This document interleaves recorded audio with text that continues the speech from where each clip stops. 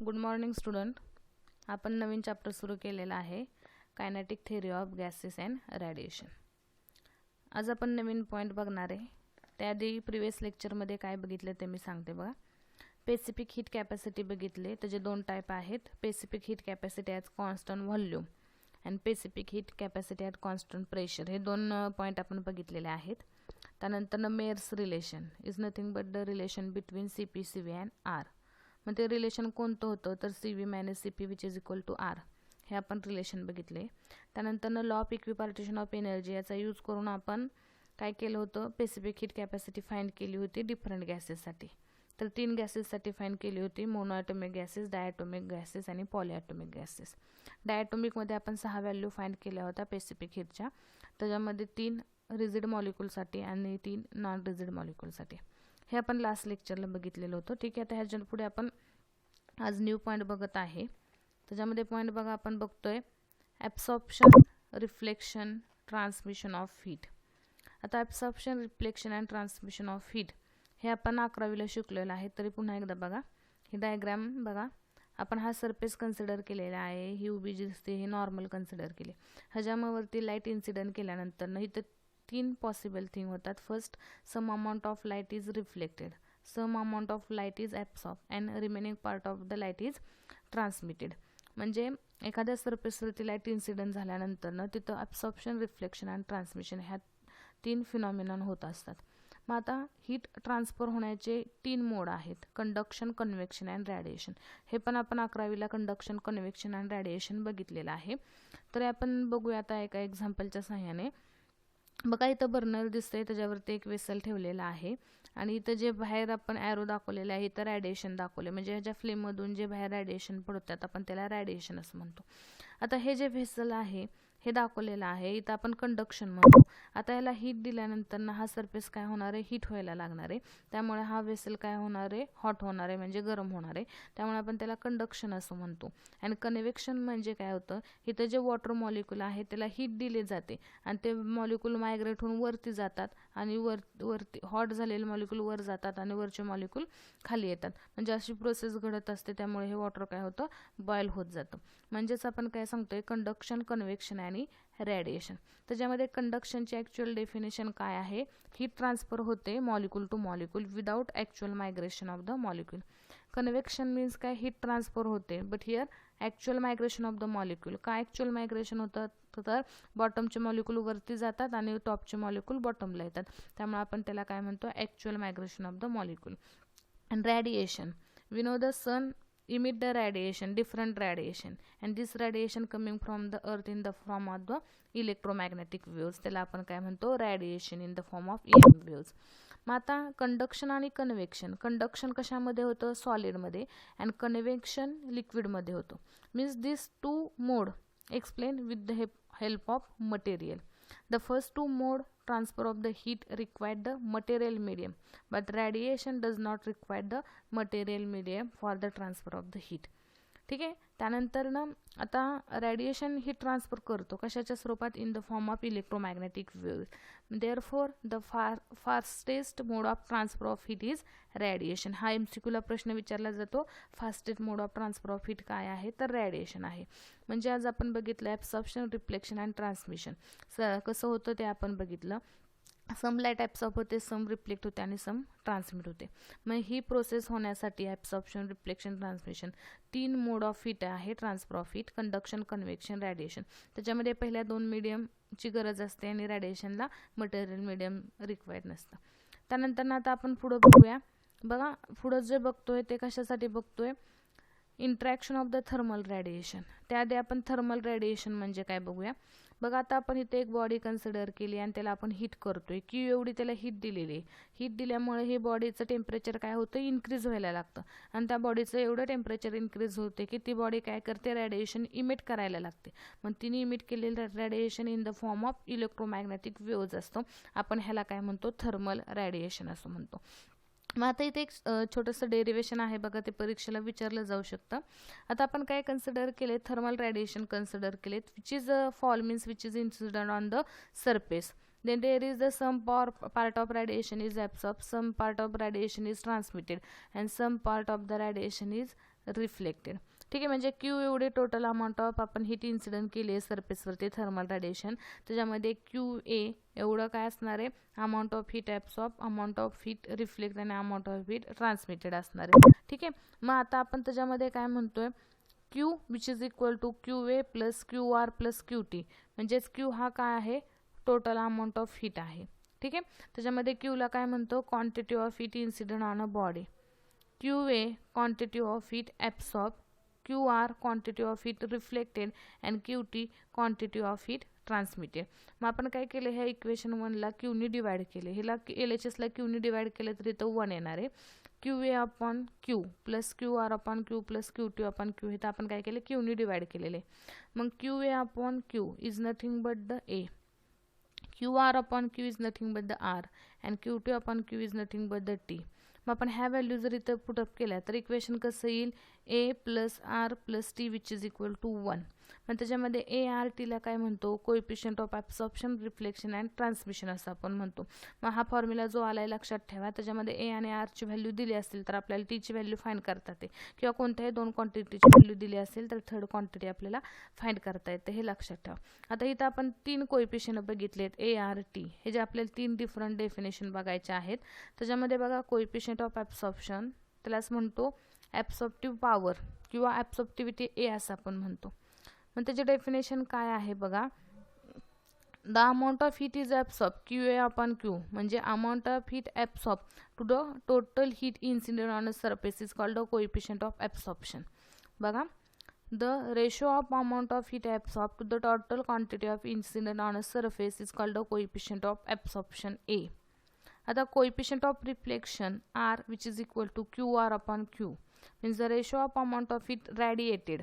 Q R म्हणजेच काय, total amount of heat radiated to the total amount of heat incident on a surface.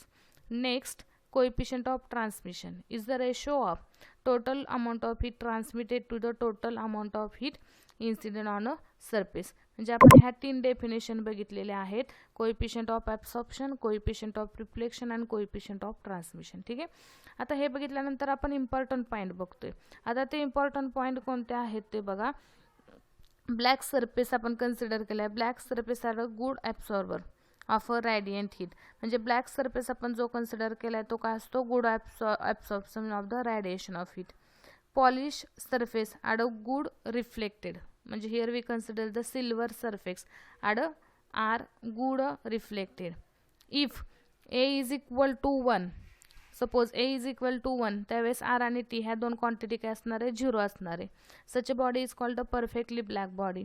म्हणजे A plus R plus T is equal to 1 हे आपल्याला माहिती आहे. मग त्याच्यात आर आणि टी 0 असेल तर याची व्हॅल्यू काय 1 असते, त्याला आपण काय म्हणतो, परफेक्टली ब्लॅक बॉडी असं म्हणतो.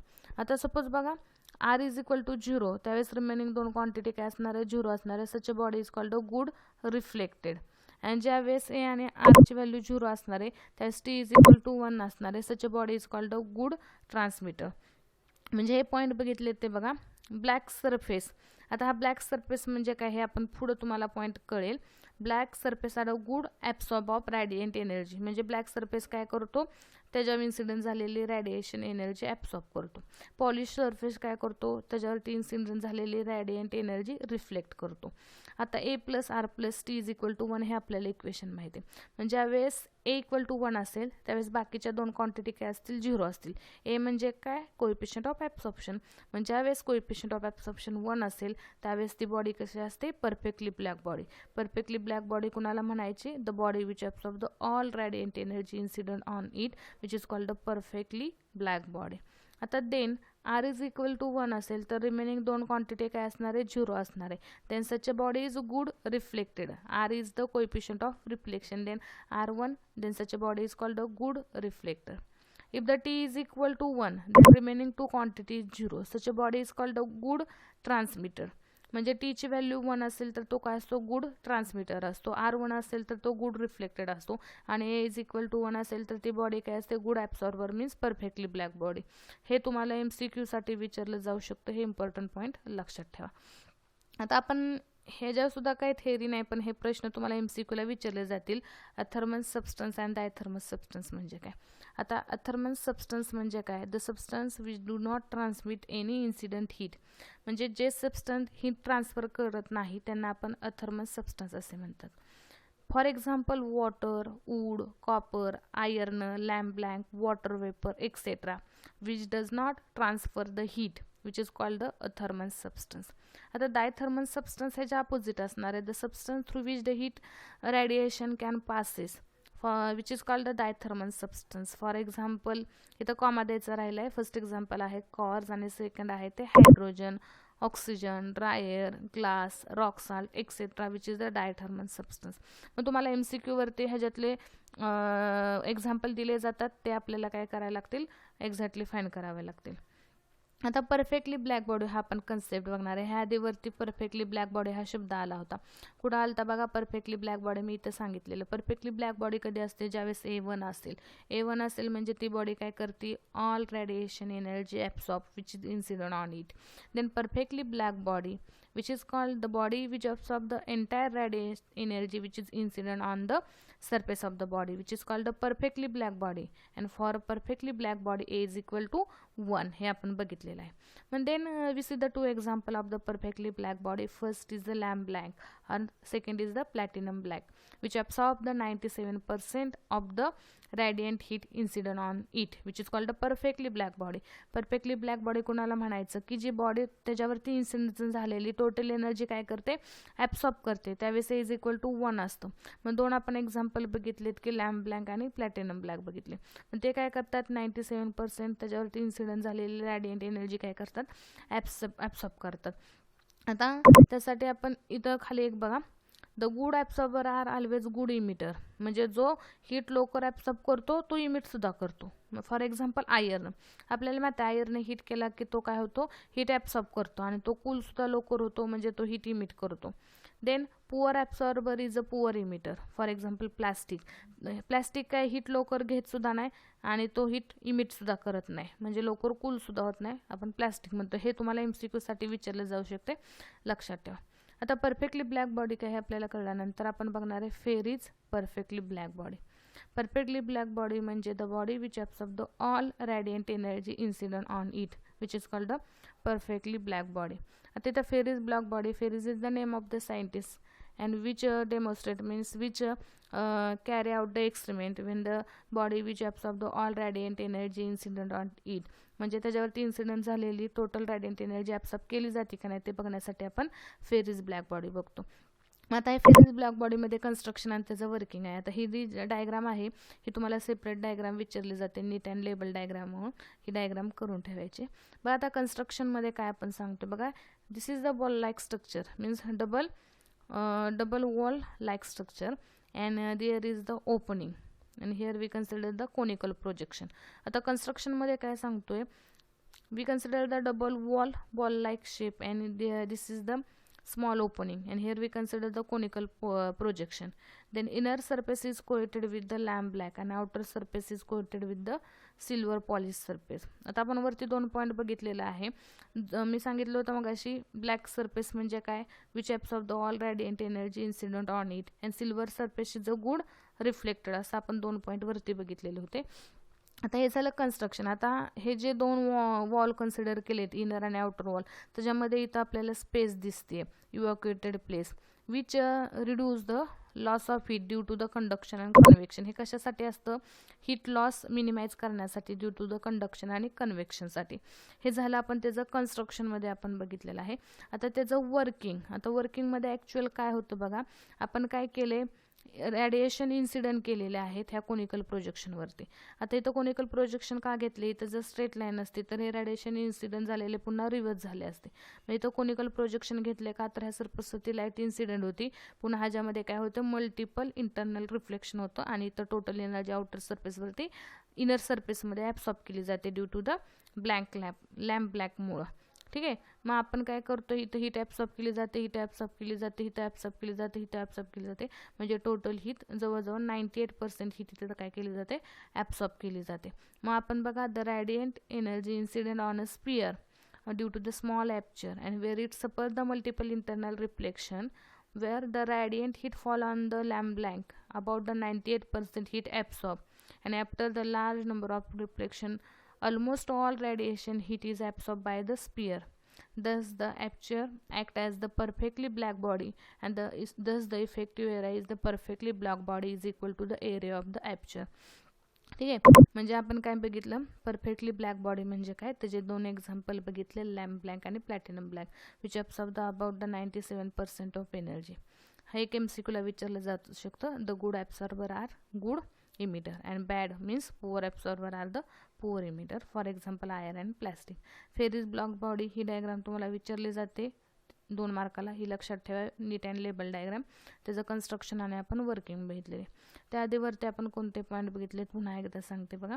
आता त्याच्यामध्ये थेरॉटिकल पार्ट आहे आजचा, आणि ह्याच्यामध्ये एक स्मॉल डेरिवेशन आहे, आपण ते बघितलेलं आहे. आता आपण सुरुवातीला अब्सॉर्प्शन, रिफ्लेक्शन आणि ट्रान्समिशन बघितलं. 3 mode of transfer of heat आहे, कंडक्शन, कन्व्हेक्शन आणि रॅडिएशन. त्याच्यामध्ये कंडक्शन आणि कन्व्हेक्शनमध्ये मटेरियल मिडियम लागतं, रॅडिएशनला मटेरियल मिडियम लागत नाही. त्यानंतर आपण काय सांगितलं, थर्मल रॅडिएशन म्हणजे काय बघितलं. काय, ह्या बॉडीला हीट दिल्यानंतर त्या बॉडीचं टेम्परेचर इन्क्रीज होतं आणि ते रॅडिएशन इमिट करायला लागतं, त्याला आपण थर्मल रॅडिएशन असं म्हणतो. मग एक डेरिवेशन बघितलेलं होतं, हे जे सम का घेतलेले आहे, तर some amount of light absorb होते, रिफ्लेक्ट होते आणि ट्रान्समिट होते. ह्या तिघांची सम म्हणजेच त्याला दिलेले आपण टोटल अमाऊंट ऑफ हीट असणार आहे. मग आपण त्या इक्वेशनला क्यूनी डिवाइड केलं, क्यूनी डिवाइड केल्यानंतर ह्या रेशोची व्हॅल्यू पुटअप केला, इक्वेशन आले A+R plus T which is equal to 1.